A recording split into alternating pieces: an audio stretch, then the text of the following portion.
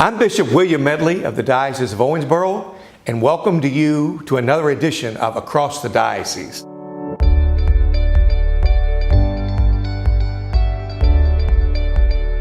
In the Catholic Church dioceses of the United States, generally there is an Office of Catholic Charities that brings together or networks social service outreach and the charitable work of the church from the diocese out to all the parishes. Beginning in 2019, we've made some changes and are looking to broaden the concept of Catholic Charities in our diocese. So that began with the hiring of a new director of Catholic Charities. So I want to welcome Susan Montalvo-Gesser, who began work with us the first days of 2019.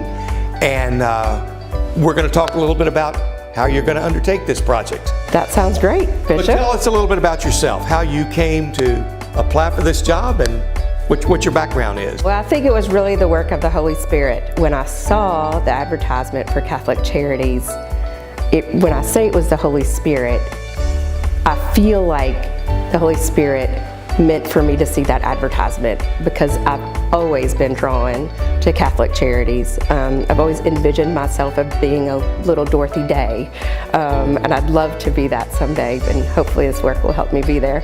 So I've always wanted to see Catholic Charities do what I've seen Catholic Charities USA do in terms of doing immigration work, refugee services to welcome the stranger, reaching out to the homeless population, coordinating services for the poor and marginalized in the area, and really be the hands, the feet of Jesus in our diocese.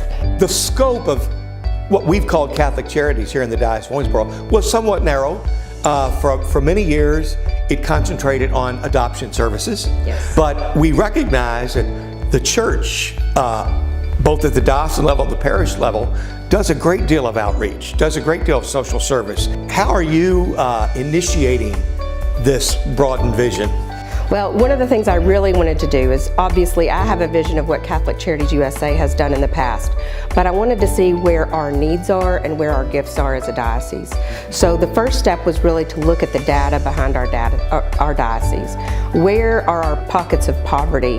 Where are demographic changes happening in the diocese? So in doing that, I've been enlightened to the fact that we have some areas of our diocese that experience 43% of their children living in poverty, which is something I never knew before taking on this position. In some areas of our diocese, we have counties that are 9.2% foreign-born population, which is something we didn't see when I was young. So those are challenges that are presented to us, and how are we going to respond as a church and as Catholic Charities responding to those needs? The good thing is that we have so many gifts in our parishes. We have St. Vincent de Paul societies that are doing great work. We have social concerns committees at a lot of our parishes that are really doing the yeoman's work of helping the poor in their area.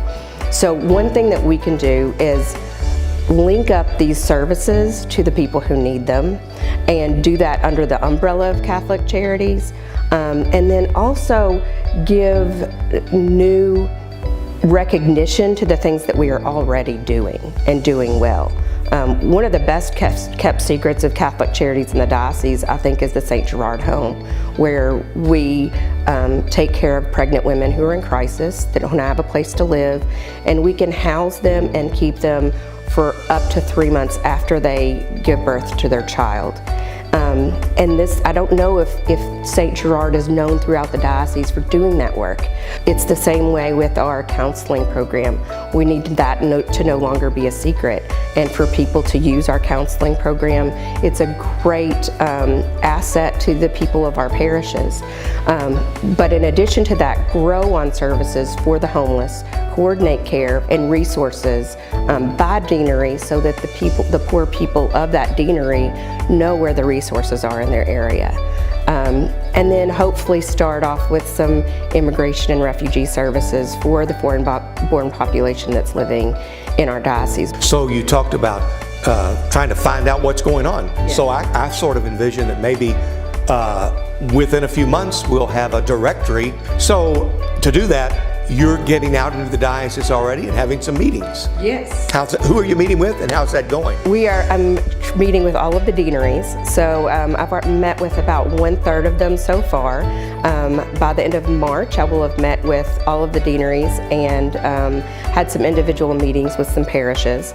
And that is to get sort of the word from the parish. What do they see as needs, and what are they offering to their localities? And so from that, we can get resource directories created that they can keep at the parish to give out to the people who need these resources.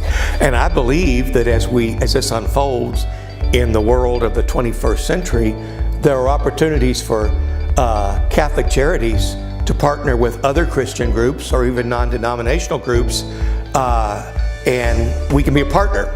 And you see some potential there? Oh yes, definitely. I've seen that in some of the homeless council meetings that I've gone to. There are a lot of churches that are doing great things, and that's the wonderful thing about being ecumenical, is that as the Catholic Church we have a great big tent, but we know that there are other faith communities that are also doing good work, and we can work with them. I heard one time a pastor say that the great big church is like a symphony, and the Catholics are like the violins and the violas and the stringed instruments, and we give a background to that sound and make beautiful music.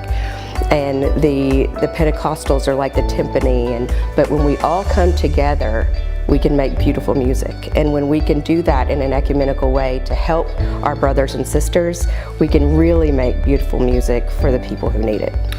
And the Lord is the conductor? Yes. Okay, very good. Thank you, Susan. Welcome to the Diocese of Owensboro, and I'm excited as you are about the potential for what we can do together. God bless you. Thank you so much, Bishop.